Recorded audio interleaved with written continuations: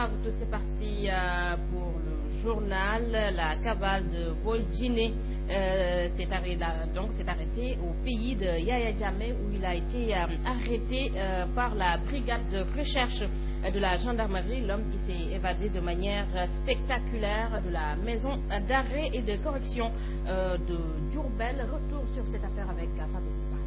Boy Djiné est tombé. Sa cavale aura seulement duré une semaine. Baye Modofal a été arrêté en Gambie en même temps que le chauffeur qui l'a transporté depuis son évasion à la maison d'arrêt de correction de Diourbel. D'après nos informations, ce sont les gendarmes de la section recherche qui ont permis cette arrestation.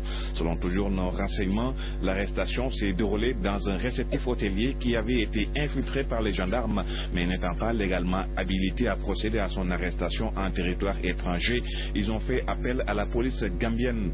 Le fugitif devrait être rapatrié ce lundi à Dakar. Présentement, il est en détention dans un commissariat de police de Banjul. En attendant, l'enquête sur les circonstances de son évasion de la MAC de Diourbel se poursuit. Baye Modofal alias Boy Djiné s'était évadé la semaine dernière à la prison de Diourbel. Voilà, donc Pape Siba, nous parlons toujours du banditisme au Sénégal qui commence donc à prendre des proportions inquiétantes. Hier, des hommes armés ont tenté de cambrioler l'agence de la CBAO située à Kolobam. N'eût été la vigilance du préposé à la sécurité appuyée par les populations. Les voleurs allaient s'introduire dans les lieux pour commettre leur forfait. Retour sur cette rocambolesque histoire avec Adjabité et Lachette. CBAO, situé dans le quartier populaire de Koloban, vient d'échapper de justesse à un cambriolage mûrement planifié par une bande de malfaiteurs. Habitant la maison mitoyenne de l'agence, cet homme, qui requiert l'anonymat, revient sur le film du plan machiavélique élaboré par les Larsins. J'ai trouvé une foule immense devant la banque. Alors, naturellement, j'ai posé la question à savoir qu'est-ce qui se passe ici. C'est là qu'on m'a répondu qu'on a tenté de dévaster cette banque. Moi, j'habite juste derrière. Il paraît que les voleurs ont essayé de passer par notre maison pour s'échapper. Des hommes armés qui ont tenté de dissuader l'agent de sécurité appuyé par la population à coups de feu. Lorsqu'ils ont percé le mur, c'est le bruit qui a certainement ameuté les gens. Ils ont tiré des coups de feu.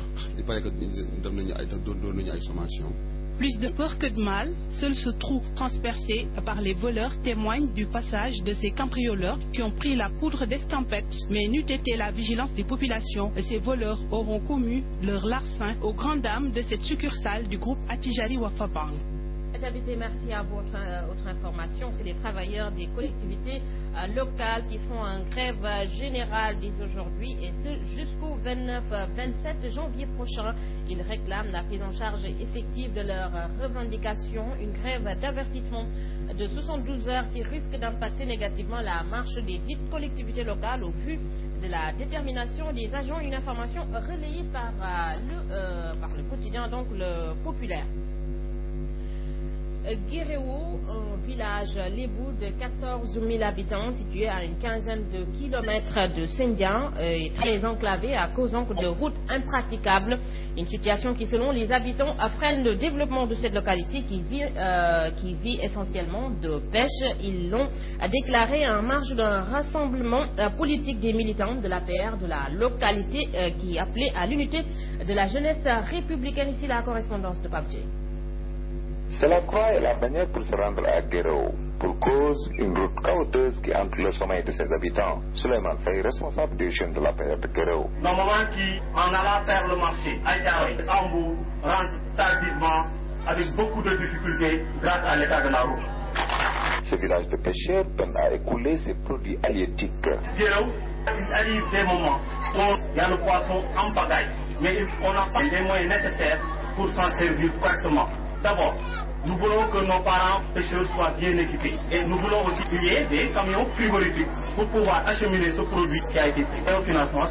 Sur le plan de l'éducation, avec des écoles élémentaires et un CM, Guéréo réclame une troisième école primaire et un lycée dont les locaux sont déjà construits et équipés depuis 2 ans par un personnel belge. Il y a toujours des enfants qui sont là et c'est en rade. Nous réclamons une troisième école élémentaire. Nous avons fait la demande et suivi toutes les voies possibles. Mais le lycée tarde à venir. Donc nous allons profiter de cette médium-là pour solliciter du ministre de l'Éducation, Serigne Mbaye Thiam, l'octroi d'un lycée à Guéro. Et au niveau de la santé, à Guéro, nous avons un poste de santé pour 14 000 âmes. Nous réclamons un centre de santé digne de ce nom. L'état de la route est plus préoccupant et rappelle à leur mentor ses promesses de campagne. Toutes ces difficultés-là sont liées à l'état de la route. Le président nous avait promis, quand nous l'avons accueilli ici à Guéro, dès son accession à la magistrature suprême, il allait nous faire la route. Le projet de révision de la Constitution, les libéraux posent comme condition la libération d'Oumar Sarr et de Karim Wade avant toute discussion. Une déclaration faite ce week-end lors d'un meeting à Guédiawaye et à Aïdembo traite d'imposteur celui qui se présentera à cette concertation pour le compte du Parti démocratique sénégalais et pour Babacar Gaye, porte-parole du parti. La délégation ne sera dirigée que par Oumar Sarr. Le leader du grand parti était hier à Fatick, région natale du chef de l'État Macky Sall, dopé par le ralliement massif au grand parti d'anciens militants de l'APR. Malick Gakou a promis un visage plus reluisant à cette ville, non sans dénoncer l'attitude des autorités de la ville qui lui ont interdit l'accès à la salle des fêtes. Ici le compte rendu de Fatima Diop.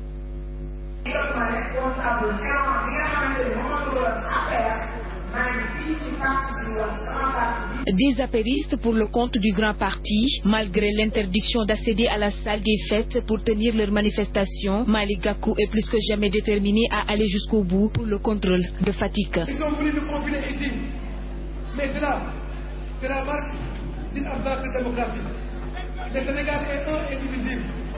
Je crois que l'APR doit apprendre à respecter nos positions, mais également à lui permettre d'exprimer son opposition dans les règles de l'art. Entre déception et trahison, ces militants de l'APR tournent le dos définitivement au président Macky Sall pour s'engager avec Malick Gakou. À travers cette belle mobilisation, notre parti a voté pour le changement à partir d'aujourd'hui.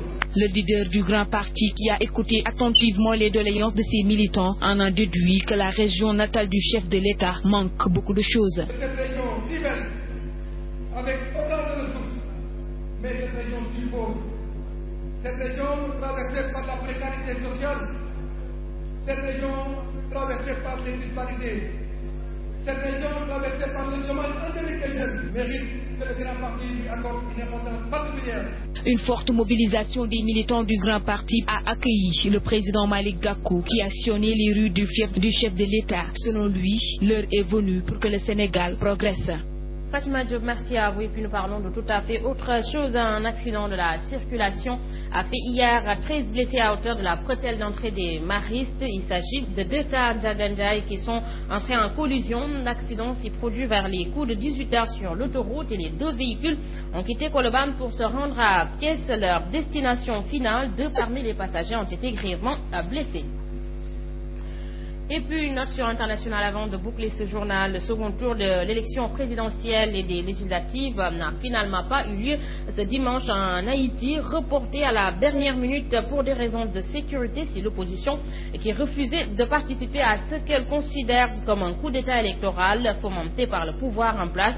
S'en réjouit et réclame le départ immédiat du président Michel Martelly. Les partisans du candidat du pouvoir Jovenel Moïse sont déçus et en colère. Ils estiment avoir été privés de leur droit de vote.